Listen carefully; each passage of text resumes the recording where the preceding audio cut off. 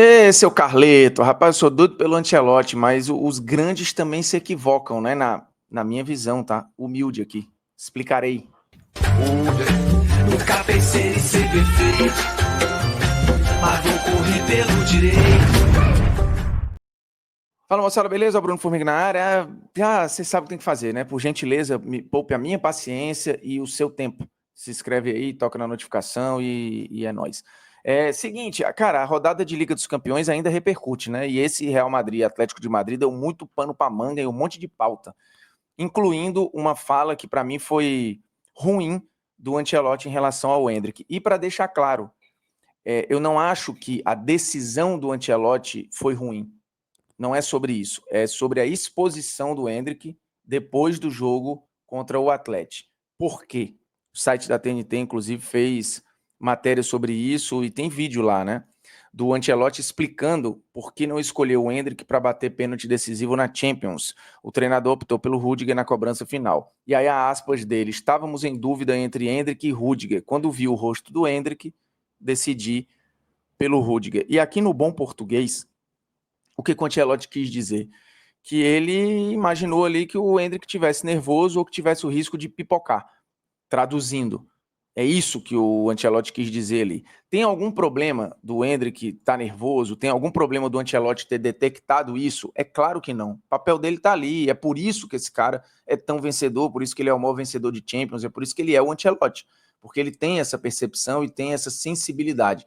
Inclusive, no jogo, graças a essa sensibilidade, ele entendeu que o Vini tinha sentido muito o pênalti perdido, que a pressão ia ser gigantesca para ele nas cobranças de pênalti, e ele, como batedor oficial, óbvio que ia ter que bater, e o Real podia estar em risco, o próprio Vini podia estar em risco. Então, ele, para não ter esse problema, ele tirou o Vinícius Júnior, o que é uma decisão muito sensível de um cara muito grande, e colocou o Endrick, que de repente podia resolver o jogo e tal.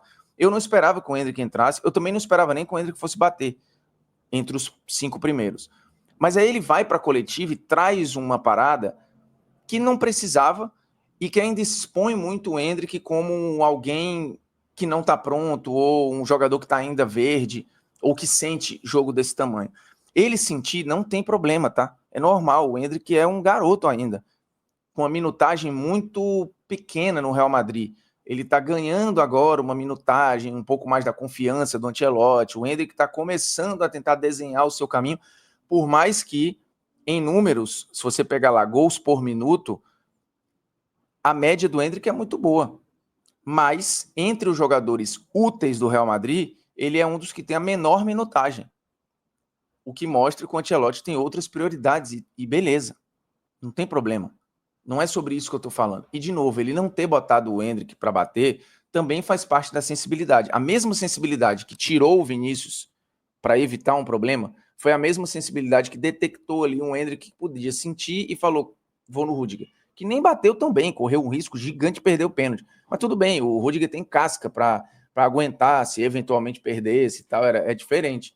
E eu, 100% fechado com o Carleto aí. A leitura dele não tá correta. Mas levar isso para a coletiva é desnecessário, não precisa. O cuidado que ele teve com o Vinícius público, ele não teve com o Endrick, ao levar isso para a coletiva e falar essa frase. E aí eu até botei isso lá no Instagram. Aqui no Brasil, a gente já viu o Endrick decidir Campeonato Brasileiro, assim, a gente não percebe no Endrick um moleque que treme, que pipoca ou que fica nervoso fácil. Pelo contrário, para a idade dele, ele resolve coisas que ele nem deveria estar resolvendo. Foi o que fez pelo Palmeiras. Então não me parece ser um jogador com esse perfil. Mas quando você leva isso para uma coletiva ali de visibilidade mundial, você está colocando esse cheque para outras pessoas que viram menos o Endrick jogar. E eu acho ruim.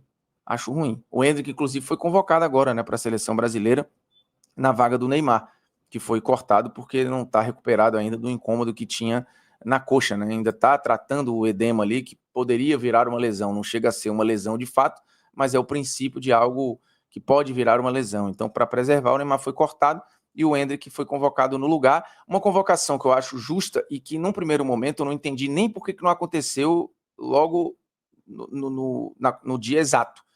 Porque, cara, o Endrick é uma joia do futebol brasileiro, que joga no Real Madrid, que só não tem mais minutos porque simplesmente ele concorre com Vinícius, com Rodrigo, com Mbappé. qualquer um que concorra com isso vai jogar pouco mesmo. E porque tem outros que já estavam lá à frente, tipo o Brahim Dias. Na hierarquia, o Brahim Dias está na frente e com justiça. Mas, e pela seleção, o Endrick salvou o Dorival algumas vezes.